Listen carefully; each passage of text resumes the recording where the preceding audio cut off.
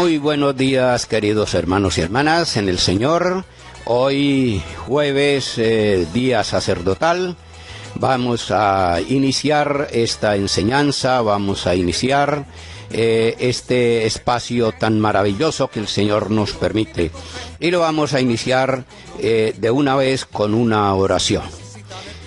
Vamos a pedirle al Señor que nos asista en este día.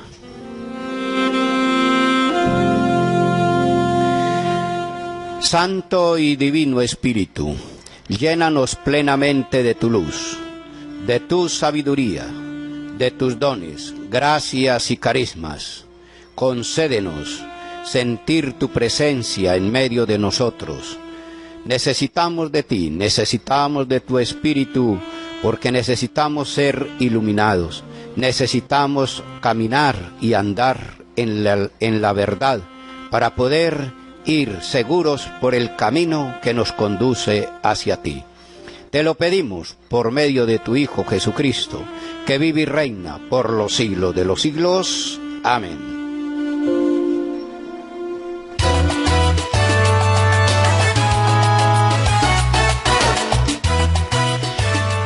Bien, queridos hermanos, vamos a iniciar hoy con un tema muy importante.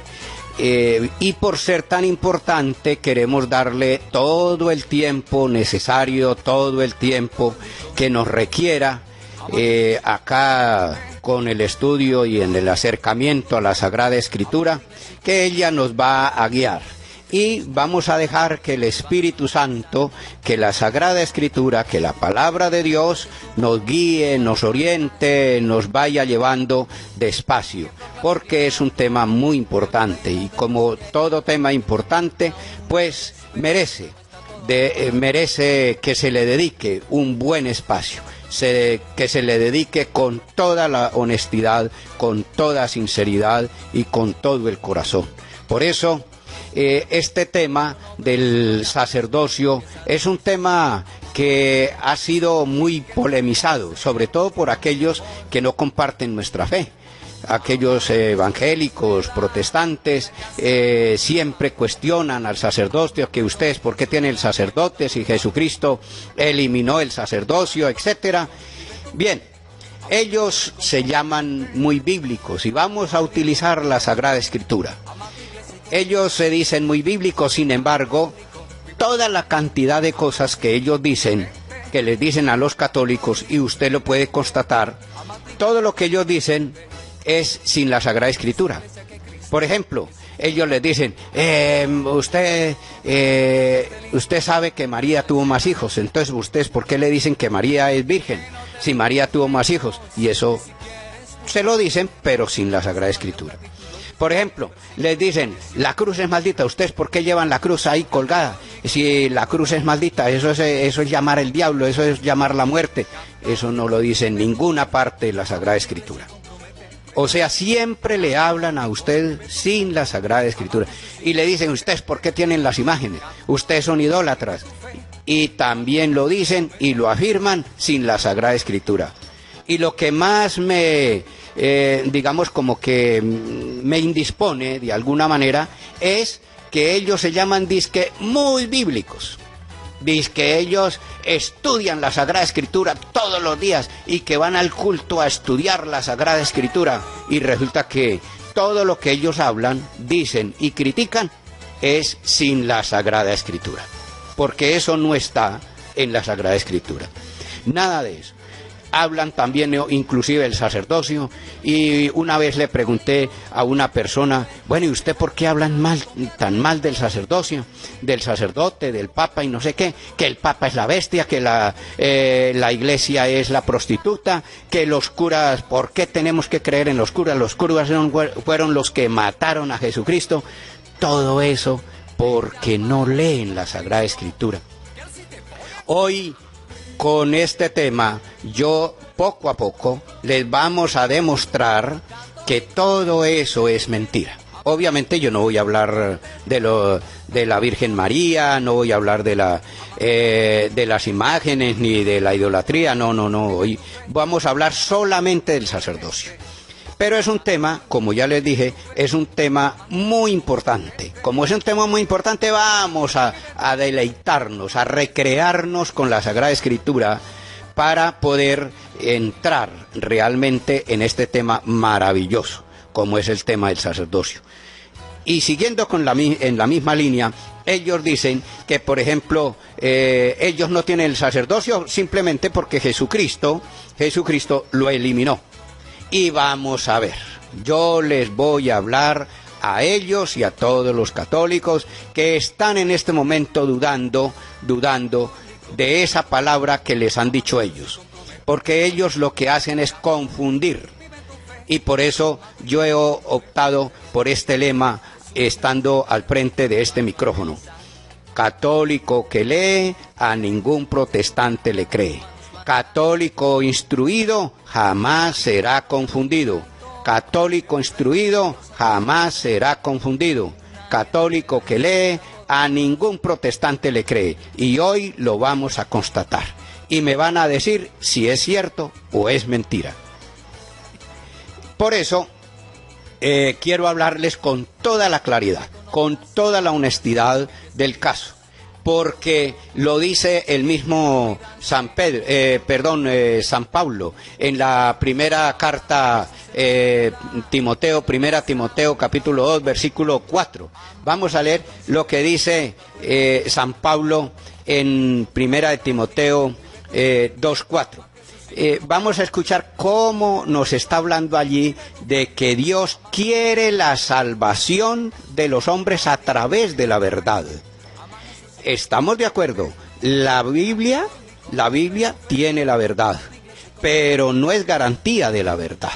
¿Cómo, padre? ¿Cómo que la Biblia no es garantía de la verdad? No, la Biblia no es garantía de la verdad, porque aquella persona que trae la Biblia debajo del brazo me está diciendo una cosa que no es, una cosa contraria. Por ejemplo, con la Biblia a veces justifican que la cruz es maldita, y con la Biblia nosotros le estamos diciendo que la cruz es salvadora. Entonces la Biblia no es garantía de la verdad. ¿Tiene la verdad? Sí, tiene la verdad. Y por eso vamos a escuchar lo que nos dice San Pablo. Vamos a escuchar. El cual quiere que todos los hombres sean salvos. Bueno, leamos lo del versículo 3. Porque esto es bueno y agradable delante de Dios nuestro Salvador. De Dios nuestro Salvador. Está hablando Dios de alguna manera, ¿no? A través de San Pablo. Sí. El cual quiere. El cual, o sea, Dios, ese Dios al que se está refiriendo. Siga. Quiere que todos los hombres sean salvos. ¿Cuál es el querer de Dios? Que todos los hombres se salven. El querer de Dios es la salvación de los hombres, pero la salvación de los hombres, ¿a través de qué? De la verdad. Que todos los hombres sean salvos y vengan al conocimiento de la verdad. Y vengan al conocimiento de la verdad. Y para acabar de ajustar, y para confirmar lo que yo les estoy diciendo, vamos a utilizar la versión de la Biblia de ellos. Para que ustedes no vayan a decir, o sobre todo los que no comparten, aquellos protestantes, evangélicos, testigos de Jehová, adventistas y demás, para que ellos vean que no solamente en la Biblia nuestra está, no, en la de ellos también está. Y le vamos a leer la Biblia de ellos, para que vean ustedes cómo los engañaron. Y cómo no le estamos creyendo a Jesucristo, que lo ha proclamado y lo ha dicho en la Sagrada Escritura, sino que le estamos creyendo a un pastor. Una vez, hablando con una persona, yo le dije, usted está repitiendo lo que el pastor le dijo, pero eso no está en la Sagrada Escritura. ¿Cómo que no está en la Sagrada Escritura? Sí, que sí está en la Sagrada Escritura. Demuéstremelo. Que yo soy idólatra, demuéstremelo. Eso se lo dijo el pastor. Y el pastor utiliza palabras indiscriminadamente. La Real Academia de la Lengua Española no le va a aceptar a usted que usted, por ejemplo, diga que es igual idólatra que tener una imagen. No le va a aceptar a usted que ser, por ejemplo, idólatra el culto que se rinde a una imagen sea lo mismo que idolatría. No. Que venerar y adorar sea lo mismo. No. Que ídolo e imagen sea lo mismo. No. Eso no se lo va a aceptar así. En cambio, ellos sí lo utilizan de una manera indiscriminada. Bien, hermano. Entonces, vamos a empezar con este tema maravilloso del sacerdocio. El sacerdocio tiene como dos vertientes, tiene dos significados profundos que tanto en el Antiguo Testamento como en el Nuevo Testamento están escritos, y se los voy a desmenuzar, se los voy a explicar con la Sagrada Escritura.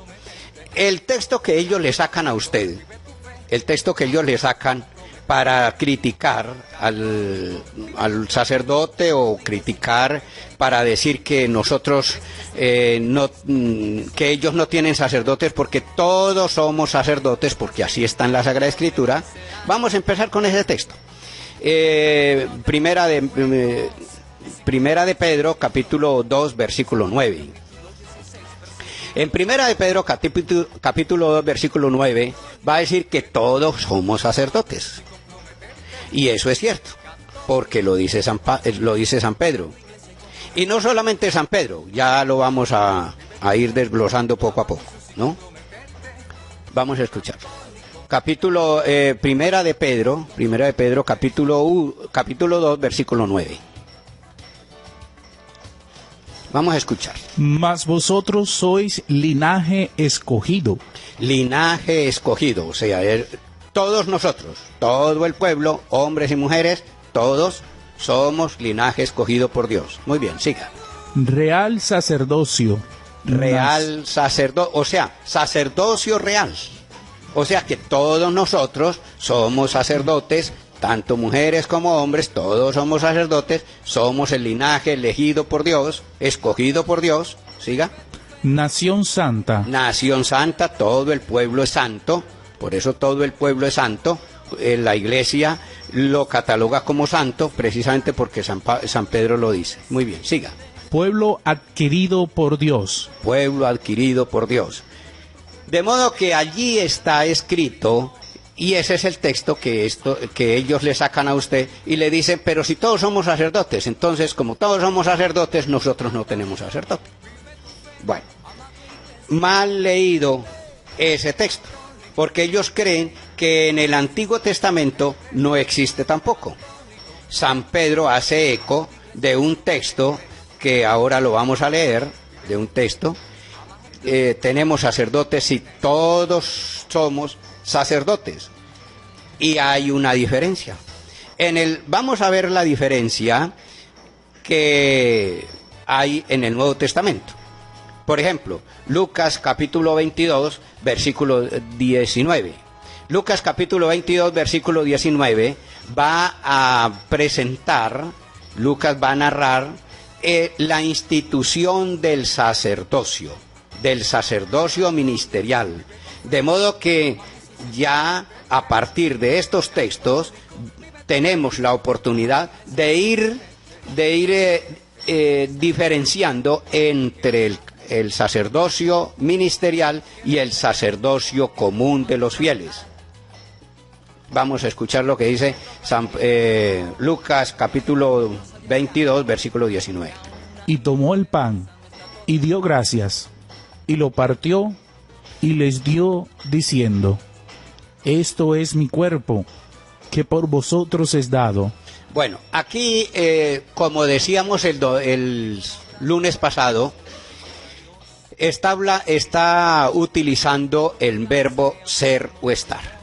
La Real Academia de la Lengua Española acepta o dice mejor, que no se puede separar el verbo ser o estar. Aquí está utilizando, esto es mi cuerpo, este es mi cuerpo. Es decir, yo estoy. Si el verbo es ser y estar, significa que Jesucristo está en el pan. Yo soy el pan. Ustedes recuerdan que el lunes pasado decíamos en el Evangelio de San Juan, capítulo 6, versículo 51, decía, yo soy el pan vivo bajado del cielo. Yo soy. Y como es lo mismo de estar, yo estoy vivo en el pan. Yo que he bajado del cielo, estoy vivo en ese pan. Hoy está confirmando eso. Este es mi cuerpo. Es decir, yo estoy en este cuerpo. Por eso nosotros en la Eucaristía decimos, este es el cuerpo de Cristo. Porque Él lo ha dicho. Y porque la Real Academia de la Lengua Española dice que no se puede separar el verbo ser y estar, que está íntimamente unido. Muy bien, siga. Que por vosotros es dado. Que por vosotros es dado, es decir, que se entrega por vosotros, que se entrega. Haced esto en memoria mía. Hagan esto en memoria mía. Haced esto en memoria mía. ¿Qué significa eso? Una orden, un mandato, un mandamiento. Ahí instituyó el Señor el sacerdocio. Y ahora lo vamos a ver por qué. No se preocupen, vamos despacio, pero lo vamos a clarificar. Ustedes no se van a despegar de la sintonía porque vamos a ir despacio para que ustedes noten y observen que el Señor lo instituyó ese día.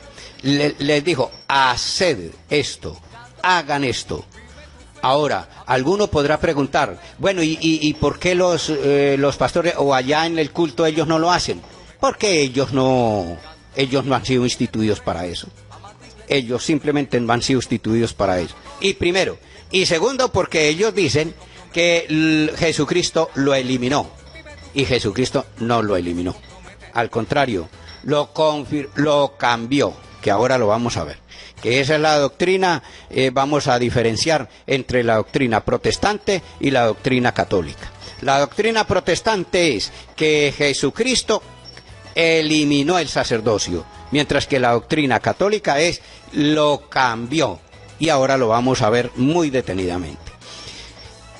Bien, decíamos que San Pedro presentaba, por una parte, el sacerdocio común de los fieles, que nosotros lo notamos, nosotros lo vemos en el bautismo. Ustedes recuerdan que en el bautismo, cuando se bautiza a un niño, se dice para que sea miembro de Cristo, sacerdote, profeta y rey. Se unge con el crisma, que es el signo precisamente de esa realeza. Para que seas miembro de Cristo, sacerdote, profeta y rey. De modo que un niño también hace parte de ese sacerdocio común que acabamos de leer en San Pedro, primera de Pedro, capítulo 2, versículo 9. Allí, todos somos linajes de Dios, todos hemos sido elegidos de Dios, sacerdocio real, nación santa, etcétera. Ese niño, a partir del bautismo, hace parte de esa nación santa. No es que el niño pueda empezar a celebrar la Eucaristía, no, porque ya en los evangelistas, al instituir o al narrar la institución de la Eucaristía, allí se ve que Jesucristo instituyó el sacramento del orden, que es otro sacramento distinto al sacramento del bautismo, donde se dice que el niño recibe ese sacerdocio real, esa nación santa, ese pueblo elegido, entra a pertenecer de ese pueblo elegido. Ahora nos vamos a ir al Antiguo Testamento. Vamos a ir al Antiguo Testamento porque allí en el Antiguo, porque ellos creen, nuestros hermanos separados, nuestros hermanos esperados, mejor, nuestros hermanos protestantes, ellos dicen, no, es que para eso lo dijo Pedro, y eso fue una novedad de Pedro. No, no fue una novedad de Pedro. Vamos a leerlo en el Antiguo Testamento, Éxodo capítulo 19, versículo 5. En Éxodo capítulo 19, versículo 5, vamos a notar que allí también estaba, es decir, en el Antiguo Testamento también les voy a demostrar que están los dos sacerdocios. está el sacerdocio común de los fieles y está el sacerdocio ministerial. Vamos a verlo los dos. Primero, el sacerdocio común. Éxodo capítulo 19, versículo 5. Ahora pues, si diereis oído a mi voz y guardaréis mi pacto, vosotros seréis mi especial tesoro sobre todos los pueblos. Eres mi especial tesoro, eres mi sacerdocio, eres mi pueblo elegido. Ustedes son el pueblo elegido y yo seré tu Dios. De modo que ahí están confirmando que el pueblo también hacía parte del pueblo santo de Dios. Y vosotros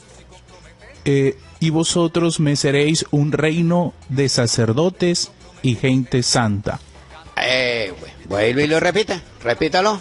Y vosotros me seréis un reino de sacerdotes. Ustedes serán mis sacerdotes. Usted no está diciendo del sacerdocio ministerial.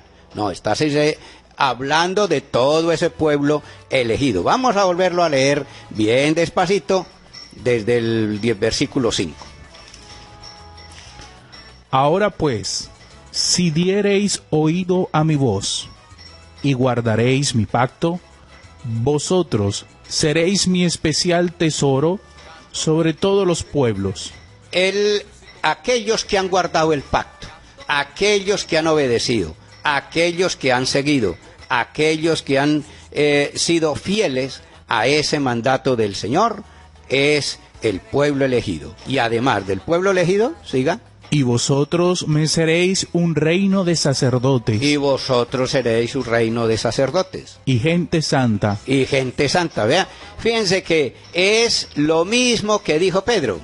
Lo mismo que dijo San Pedro. San Pedro hizo eco de este texto.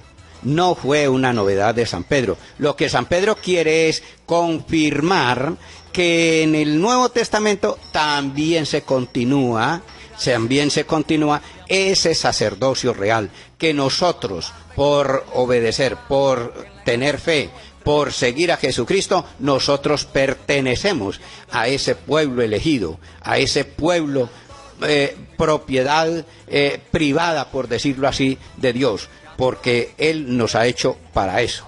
De modo que ya vemos nosotros cómo en el Antiguo Testamento también se narra y también se percibe y observamos cómo el pueblo también era sacerdocio real, sacerdocio, pueblo elegido, nación santa de Dios. Dios que se hizo el Padre de ellos son sus hijos. Dios se hizo garantía de lo que Él les había ofrecido, y el pueblo también, siguiendo esa garantía, siguiendo esa fe, siguiendo a Dios, pues se hacía el pueblo elegido. Vamos a hacer una pequeña pausa, pero no se despeguen de la sintonía, que ya en un momento continuamos, porque nos falta analizar el sacerdocio ministerial en el Antiguo Testamento. Nos vamos a comer un postre delicioso, genial, del Antiguo Testamento con respecto al sacerdocio ministerial. Ya volvemos.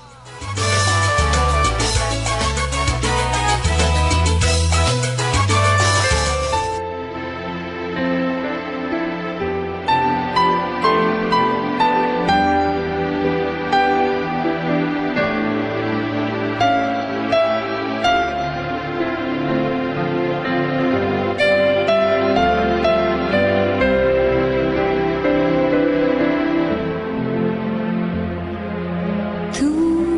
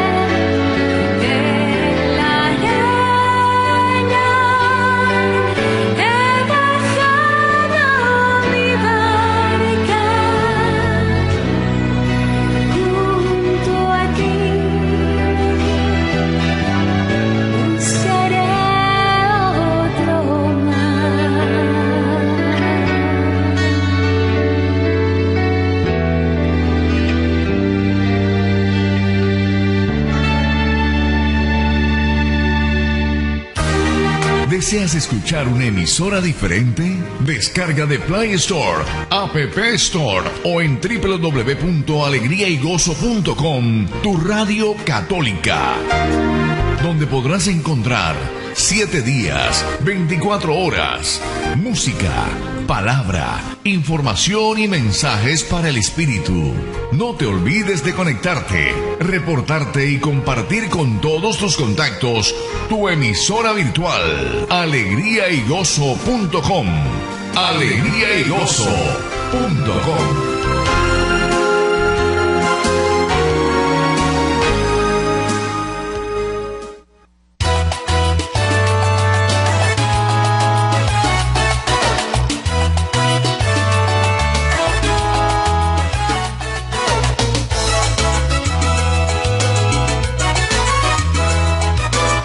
Bien, mis queridos hermanos, continuamos con este programa maravilloso.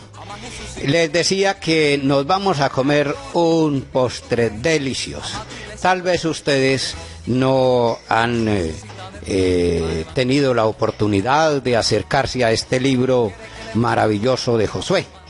Vamos a pasar, ya acabamos de ver de alguna manera el sacerdocio común de los fieles, que también está escrito en el Antiguo Testamento. Allí lo acabamos de proclamar en Éxodo capítulo 19, versículo 5. Ahora pasamos a ver el otro sacerdocio, el sacerdocio ministerial, que lo vamos a leer en Josué capítulo 3, versículo 14, del versículo 14 en adelante. Vamos a escucharlo con mucha atención. Y aconteció, cuando partió el pueblo de sus tiendas para pasar el Jordán, con los sacerdotes delante del pueblo. Los sacerdotes iban delante del pueblo. ¿Por qué los sacerdotes van delante del pueblo? Porque los sacerdotes son los que guían, los que dirigen, los que llevan el pueblo. Son los que están al frente del pueblo, son los líderes del pueblo, son los que están como pendientes de la fe, de todo el desarrollo y de toda la historia del pueblo. Por eso ellos son los que los preceden, van adelante. Con los sacerdotes delante del pueblo, llevando el arca del pacto. Bueno, aquí también podemos analizar, aunque no es el tema, pero podemos analizar que observamos que los sacerdotes llevaban el arca de la alianza. Entonces, aquí también aparece una manera de justificar las procesiones, por ejemplo. Ellos critican mucho que nosotros hacemos procesiones y que llevamos santos y que llevamos andas y que todas esas cosas, pero en el Antiguo Testamento estaba escrito, ahí está escrito también. Ellos no la leen y no les gusta. Y señor, usted que de pronto está tratando de escuchar esta explicación, fíjense que en la Sagrada Escritura, que cuando uno lee la Sagrada Escritura, uno se da cuenta que realmente todo lo que tiene la iglesia está en la Sagrada Escritura. Llevaban el arca, los sacerdotes, no solamente la gente, no, los sacerdotes llevaban el arca. Siga. Cuando los que llevaban el arca entraron en el Jordán. Bueno, entonces el río Jordán estaba desplayado, estaba crecido, y los que llevaban el arca, que eran los sacerdotes, llegaron a la orilla del río Jordán. Y los pies de los sacerdotes. Vamos a ver un detalle maravilloso, delicioso. Vamos a ver qué fue lo que hicieron los pies de los sacerdotes. A ver si los pies de los sacerdotes no son sagrados. A ver si los pies de los sacerdotes no son santos. No solamente las manos, no solamente el cuerpo, no, los pies del sacerdote, aparece allí, que son sagrados, que son benditos. Vamos a afinar el oído. Pongan la lupa. Escuchemos. Y los pies de los sacerdotes que llevaban el arca fueron mojados a la orilla del agua. Es decir, pisaron en la orilla del río. ¿Y qué sucedió? Porque el Jordán suele desbordarse por todas sus orillas todo el tiempo de la siega. Como llueve mucho por el tiempo de la siega, después de la primavera, llueve mucho, entonces el río Jordán estaba crecido, el río Jordán estaba tormentoso, el río Jordán estaba desplayado. Pero vean lo que sucedió. ¿Qué sucedió? Las aguas que venían de arriba se detuvieron. No puede ser. Se detuvieron. Solamente con tocar los pies de los sacerdotes. Los pies de los sacerdotes tocaron el agua, inmediatamente el agua se detuvo. Como en un montón bien lejos de la ciudad de Adán, que está al lado de Zaretán, y las que descendían al mar de Arabá, al mar salado, se acabaron y fueron divididas. Fueron divididas en los pies de los sacerdotes santos, sagrados, esos sacerdotes que no eran el pueblo, que eran los sacerdotes, los sacerdotes de Leví, que eran los sacerdotes ministeriales, los que llevaban el arca, ellos sagrados. ¿Por qué sagrados? Ahora lo vamos a ver, ahora también lo vamos a ver, por qué eran sagrados. Y tocaron el agua, inmediatamente el río Jordán se abrió. Siga. Y el pueblo pasó en dirección de Jericó. El pueblo pudo pasar a pie en seco. Es decir, el pueblo se salvó. El pueblo pudo liberarse.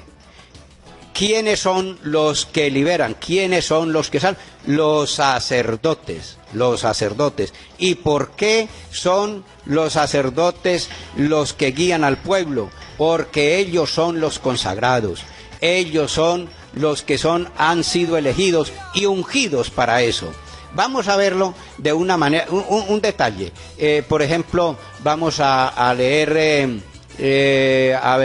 Levítico capítulo 16, versículo 32. Levítico capítulo 16, versículo 32. Vamos a ver que los sacerdotes eran realmente consagrados. Y vamos a escuchar no solamente consagrados, sino cómo se vestían. Y cuál era la misión de los sacerdotes. Escuchemos. Hará la expiación el sacerdote que fuere ungido y consagrado. Bueno, otra vez, porque, despacito.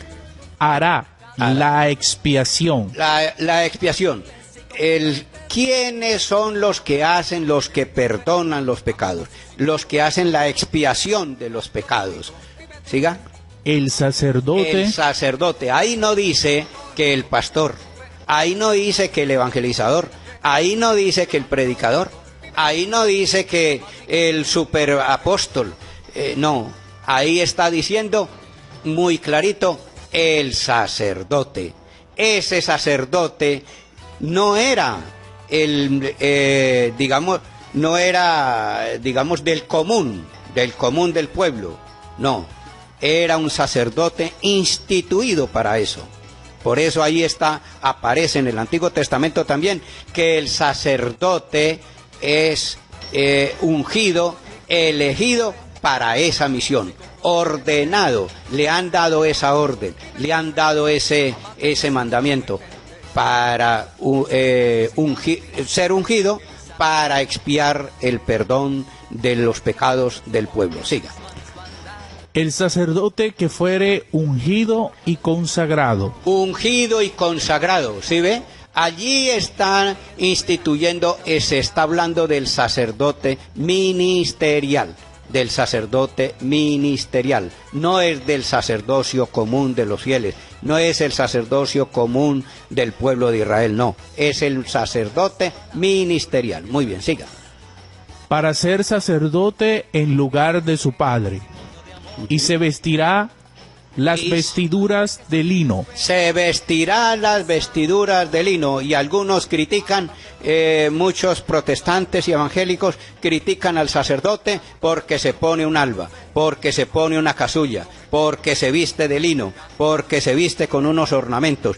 Está escrito, no la han leído. ¿Qué culpa? A ellos los engañaron y ellos siguen engañando. Los han engañado y siguen engañando a otras personas. Y lo más triste es que dicen que son muy bíblicos, que son muy estudiosos de la Sagrada Escritura.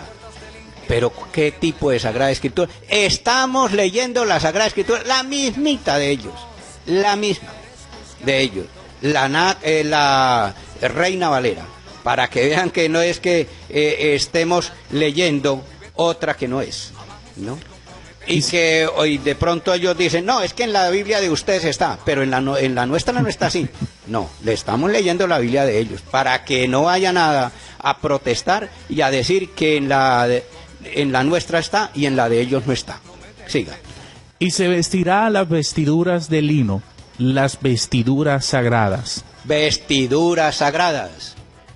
Entonces, no es cualquier tipo de vestidura, vestiduras sagradas. Por eso se dicen los ornamentos sagrados. Y todo eso está escrito. Lo que pasa es que nosotros, por desidia, por pereza, por la razón que sea, nos cuesta estudiar la Sagrada Escritura. Pero ahí está escrito, ahí está. De modo que también en el Antiguo Testamento está la diferencia entre los sacerdotes ministeriales y los sacerdotes común del pueblo de Israel. Y hará la expiación por el santuario santo. Y hará la expiación por el santuario, por el pueblo, desde allí, desde el altar, desde el pueblo santo. Ahora, ¿ya terminó ahí? Sí. Y el tabernáculo de reunión. Bueno, muy bien. Vamos ahora a observar otra característica propia de los sacerdotes, que también está en el Antiguo Testamento. Vamos a comernos también este otro postre sabroso, delicioso. Malaquías capítulo 2, versículo 7. Malaquías capítulo 2, versículo 7, por allá al final antes de Mateo, que es el último libro de la Sagrada Escritura. Por allí vamos a escuchar lo que, es decir, cómo el sacerdote está consagrado, cómo el sacerdote ha sido elegido, cómo el sacerdote que se viste con esas vestiduras sagradas, qué nos dice y lo que nos dice, qué significa para nosotros. Vamos a escuchar lo que nos dice Malaquías capítulo 2, versículo 7.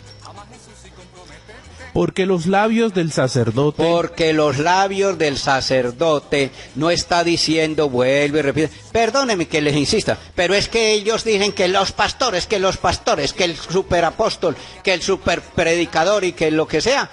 Sí, muy bien, pero eso no lo dice la Sagrada Escritura. Aquí no dice que los labios del superapóstol, aquí no dice que los labios del superpastor. Aquí no dice que los labios de aquel predicador, no, en ninguna parte dice eso. Dice, los labios del sacerdote.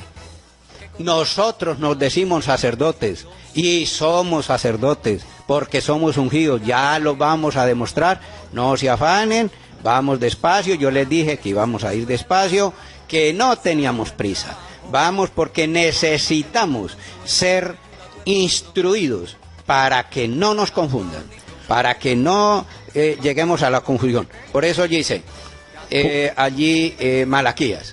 Porque los labios del sacerdote han de guardar la sabiduría. Han de guardar la sabiduría. Señor Dios mío, la sabiduría viene de los labios del sacerdote.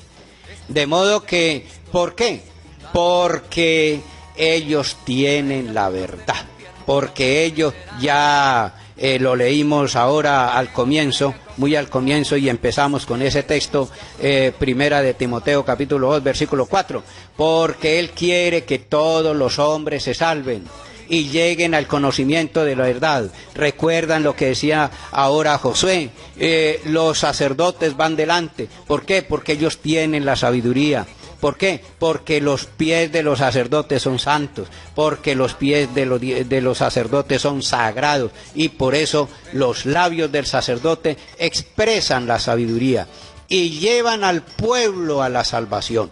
Pasan a pie en seco en medio del río. ¿Por qué? Porque ese es el poder que le ha dado Dios a todos los sacerdotes, a los sacerdotes. No dice en ninguna parte a los pastores, no dice en ninguna parte que al superapóstol, no dice en ninguna parte que al superpredicador. Eso no lo dice.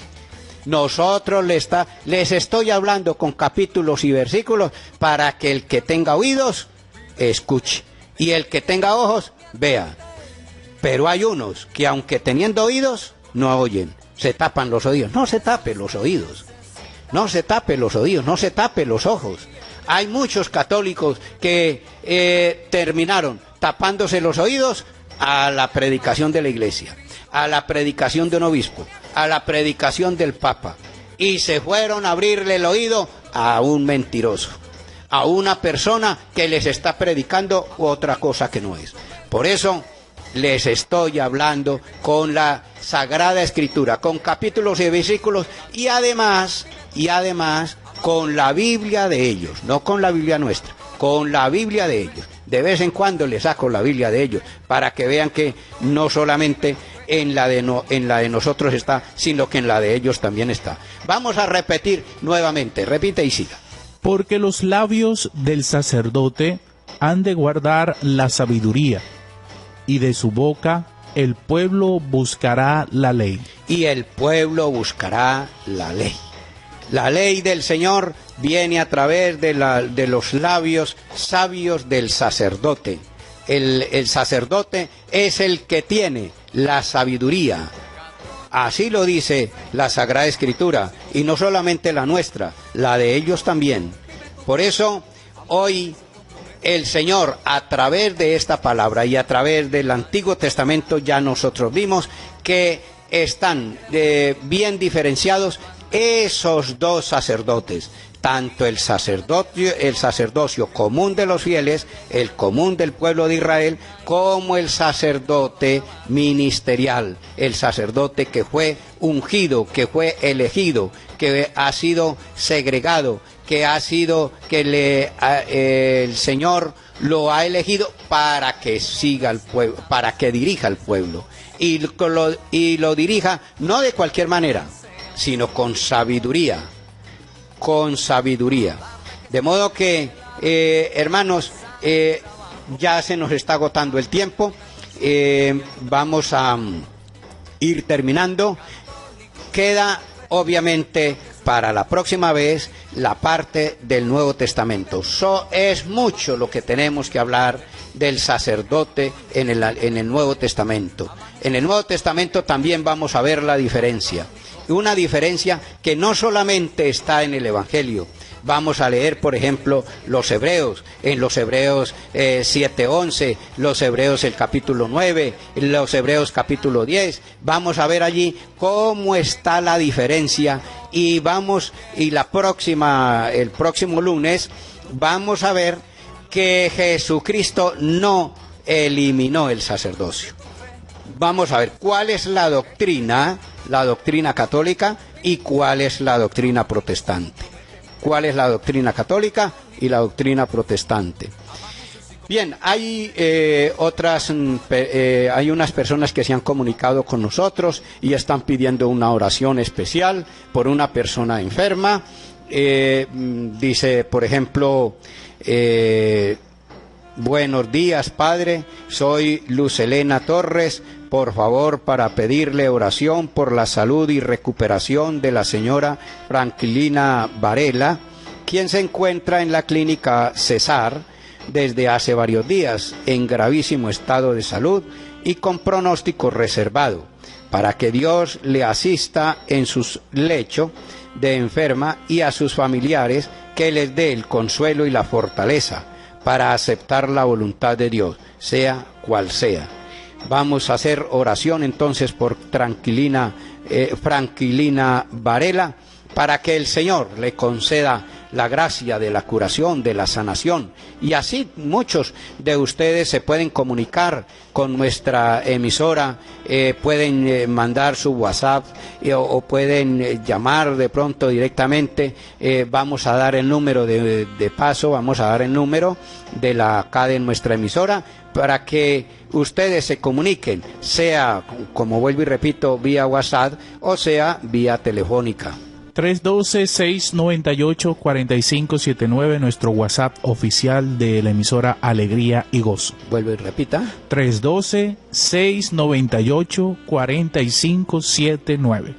Bien, a ese número ustedes se van a ir comunicando continuamente. Ya hay una persona que va a recibir todos los mensajes, las opiniones, las preguntas, de pronto las inquietudes que tengan, o por ejemplo, como en este caso, oración por Franklina Varela. Vamos a orar por ella para que el Señor le conceda la gracia de la salud, le conceda la gracia de levantarse de ese lecho de dolor que se encuentra.